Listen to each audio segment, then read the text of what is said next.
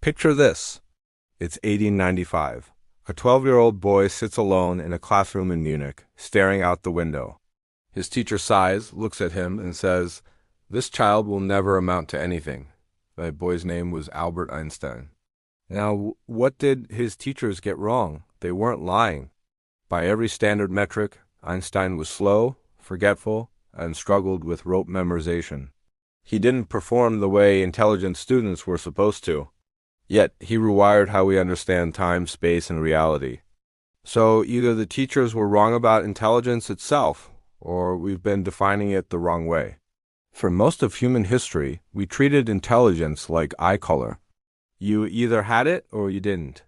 Genetics handed you a number, your IQ, and that was your ceiling, your destiny, your limit. This idea shaped education systems, hiring decisions, and life trajectories for millions worldwide. But then something inconvenient started happening. Researchers noticed people's cognitive abilities were changing. Over years, over decades, sometimes within weeks. Brain scans showed physical changes in neural density. Adults who learned new skills in their 40s showed measurably improved reasoning.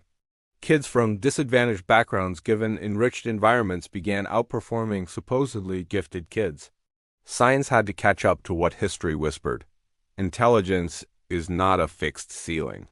It's a living system, and like any system, it responds to how you treat it. Today, we're going to look at exactly how. Let's go back to Einstein. What did he do when he was unproductive? Staring out windows, walking for hours, sitting in silence? He was running Gedanken experiments. He wasn't calculating or reading. He was imagining. What would it feel like to ride alongside a beam of light? What would the universe look like if time could stretch and compress like rubber? People thought he was daydreaming. Now we know he was doing something neurologically profound. Modern neuroscience identified the default mode network. It activates when you stop consuming external input. This network is responsible for abstract reasoning, creative insight, and long-range problem solving.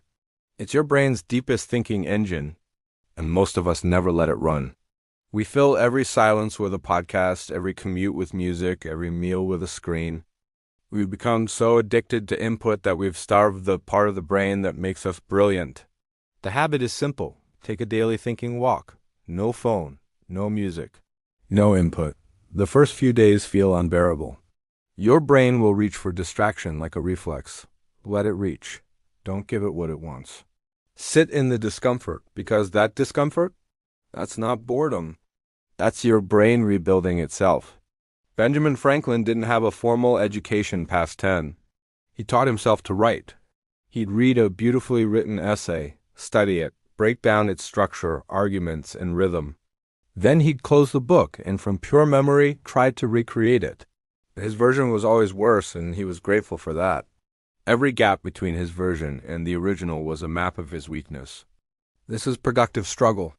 Brain imaging confirms struggling activates deeper neural pathways. When you Google the answer before you've tried, your brain doesn't build anything. It just receives and forgets. But when you wrestle with a problem, your neurons form stronger, more durable connections. The habit. Before you ask for help, write down your best attempt. Even if it's wrong. Struggle isn't a sign you're not smart enough. It's the mechanism that makes you smarter. Leonardo da Vinci's notebooks look almost chaotic. Half-finished diagrams, questions, ideas. He wasn't writing to record what he knew. He was writing to discover what he thought. This distinction is everything. Most people treat writing as a storage device. But writing generates ideas that don't exist until you write them. It forces vague intuitions to become precise. It reveals gaps in your thinking. Research compared students who took notes by hand versus those who typed. Handwriters showed deeper conceptual understanding, synthesizing rather than just transcribing. The habit. Keep a daily thinking journal, not a diary. Ask yourself, what do I understand? What confused me? What idea feels unfinished? Intelligence doesn't grow where thoughts are stored. It grows where they are examined. Charlie Munger's concept, the lattice of mental models, a useful framework for building intelligence. Every academic discipline is a lens. Physics teaches cause and effect. Biology teaches adaptation. Psychology reveals human bias. Economics shows how incentives shape behavior. Most people become experts in one lens. The physicist sees only physics. But great thinkers were polymaths. Aristotle, Leonardo, Goethe. They borrowed concepts across domains. Those borrowed concepts collided, producing original ideas. This is transfer intelligence, the ability to apply a principle from one domain to solve a problem in another. Studies show it's one of the strongest predictors of fluid intelligence. The habit. Every week, spend 30 minutes learning one concept outside your field. Don't go deep, go wide. Give your brain new lenses, new metaphors, new ways of seeing. Your brain gets smarter when ideas connect to ideas they've never met before. Nikola Tesla claimed he could design and test an entire machine in his mind. He'd mentally run it for days, checking for wear, calculating friction, identifying failure points. Only once satisfied would he put anything on paper. We think of memory as a filing cabinet, but that's wrong.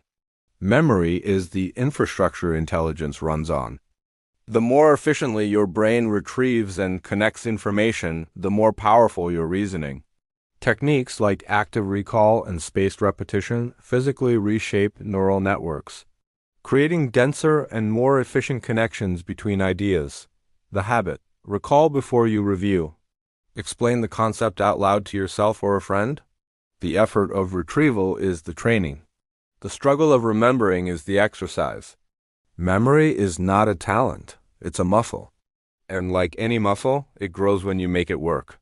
Here's something that surprises most people. Charles Darwin worked only 4 to 5 focused hours per day. The rest of his time was spent walking the thinking path, lying down, eating with family. This wasn't laziness. It was strategy. Your brain doesn't upgrade during hustle. It upgrades during recovery. Sleep is when memories consolidate. Rest is when insight arrives.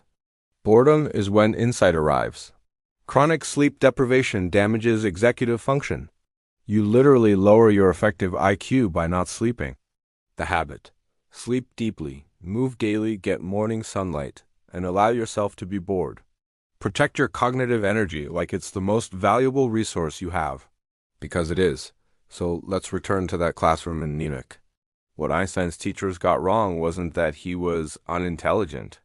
What they got wrong was their model of intelligence. Fixed, measurable, and visible.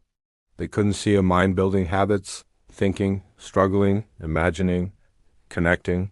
Habits that would eventually produce a theory of the universe. IQ doesn't increase through hacks or information. It increases through systems. Systems of thought, of struggle, of reflection, of rest. The smartest people in history weren't born differently than you.